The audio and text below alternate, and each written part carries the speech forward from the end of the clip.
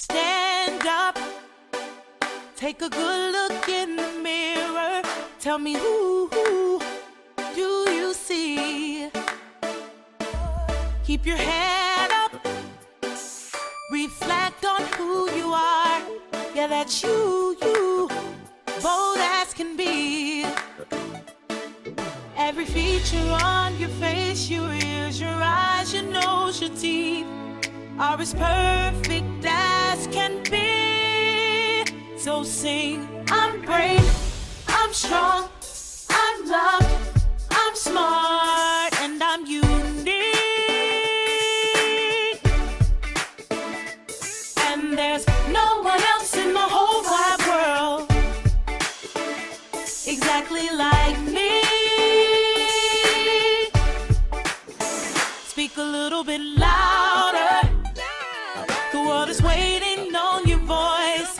Be true to what you have to say. You know you've got the power, but only you can make the choice to do it your own way. The world's an oyster, you're the pearl. At who you really are, unfurl. Just be exactly who you are. Be proud and say, I'm brave, I'm strong, I'm loved, I'm smart, and I'm unique. And there's no one else in the whole wide world exactly like me. I'm brave, I'm strong, I'm loved, I'm smart, and I'm unique. And there's no one else in the whole wide world exactly like me. Oh, oh, oh, oh.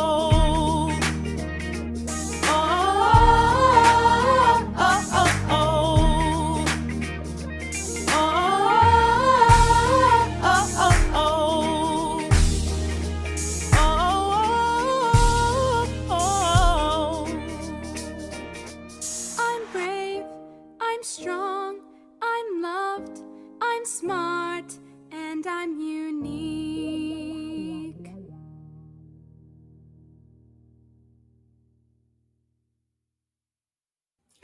Hello, friends! Welcome back for another terrific Tuesday here on Moments with Miss McGrew. It's Tuesday, so you know what that means. It's mail time! Let's see what we have today. Oh, you see my new friend up here? Stitch is guarding our mail this month. Say hi to Stitch.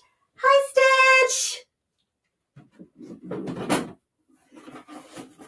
For those of you who have maybe not seen that movie before, Lilo and Stitch, one of the things that I love about Stitch and why I like to keep him here is one of the key things they talk about in that movie is Ohana.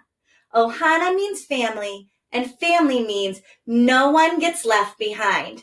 Well, in honor of family, you are my family, and I am enjoying spending this holiday season with you, family. Now let's see what you have to say today. Get my glasses. All right, here we go. All right, I see some mail.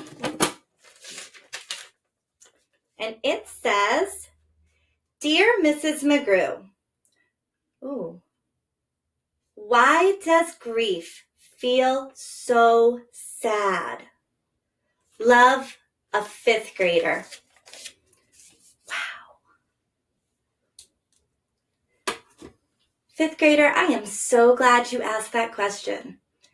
Grief is one of those things that can be tough to talk about, but so many of us are experiencing, especially at this time of year. While the holidays may be joyful and filled with good cheer, many of us are missing someone that we love and care about. Grief is a word we use to describe when someone we love is no longer in our life. Usually, we're talking about when somebody has died. grief is most often associated with how we feel after that death. The aching, the longing, the anger, the sadness.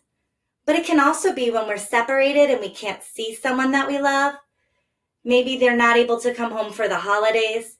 Maybe they've moved away. Maybe they're very ill. Those can all lead to feelings of grief as well. Grief is tough because it is different for each and every one of us. But for most of us, there are some strong feelings that go along with grief. We may feel sad. We may feel angry. We may feel confused. And those feelings are tough to talk about. But it's so important that we're honest with ourselves and we let ourselves feel those feelings. That we acknowledge that grief is part of how we grow and heal, that it's natural, that it's normal, and that we're not alone. You see, sometimes we like to hide from feelings of sadness, but they always catch up with us. So when we're experiencing grief, we can take time to remind ourselves that the grief we feel, the sadness, is due to the love that's in our hearts and the care we had for that person. And that's not weakness, that's strength. Now, I learned a little demonstration that helps me to understand grief a little bit more. Can I share it with you? Let's take a look at how grief can affect us and how grief may change over time. Okay, for this illustration, I'm going to use this box to represent my feelings. Let's think about some of the common feelings people may experience when they're dealing with grief. We're going to write them on the sides. Remember, everybody experiences grief differently, so you may feel a little bit different, and that's okay. So one feeling someone might feel is sadness. So I'm going to take my box, and I'm just going to write sad on one side. Another feeling someone might feel when they're coping with grief is angry or mad. I'm going to write mad on this side.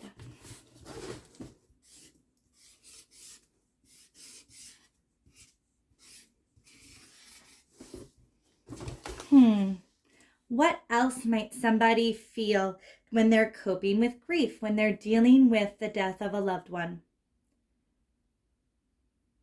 We might feel loneliness. So I'm going to write lonely on this side.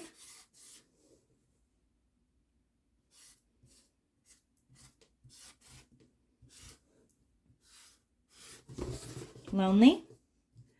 And finally, another feeling that many people experience when they're dealing with grief is people actually can feel pretty scared. So I'm going to write fear on this side.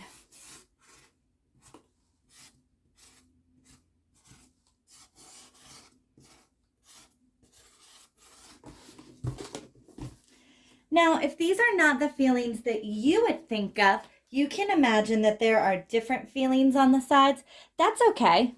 You can imagine that they say the feelings that are most descriptive of how you might feel. But the idea is that each side represents our feelings. And when something pushes on the side, it's like it's tapped, one of those feelings buttons. So I always have these feelings inside of me. But when someone I love dies, that grief is like a big ball. And it comes in bouncing around inside of my feelings. Notice how this big ball taps on so many of those feelings. And anytime I do something, it might shake the box a little. And you can see how easily my grief can touch on those feelings of sadness, fear, loneliness, anger. Over time, as I learn to accept my grief, I learn to acknowledge that it's okay to have feelings, that people coming in and out of our lives, that death is a normal part of life, that grief starts to shrink. And so now maybe instead of this giant ball, I have a medium-sized ball. It can still tap on those feelings, especially when something happens that shakes them up, like the holiday time comes. And I have so many emotions, it shakes it up. It brings it back right to my feelings. A little more time passes, and again, my grief may shrink. So if I'm feeling overwhelmed by my grief right now, it can help me to remember that it's normal and natural, and that over time, as I accept the grief, as I celebrate the life of the loved one that I'm missing, that grief can shrink. And I won't always touch on those emotional buttons, but it never quite goes away. I might go from this to this to this, and maybe even I get it down to the size of a bead. But there are always going to be certain times, certain moments that bring me back and that touch and shake that grief button to touch on my emotions. And that is all part of the healing process. So as you see, grief doesn't just go away. It will change over time. It gets a little smaller and a little smaller as time passes and we use our healthy coping skills to help us to understand the grief and to heal. But this time of year, if you find that your grief button gets pushed, it's okay. Allow yourself to say how you're feeling. Acknowledge the feeling. Identify the thoughts that go with the feeling. And for each thought, think,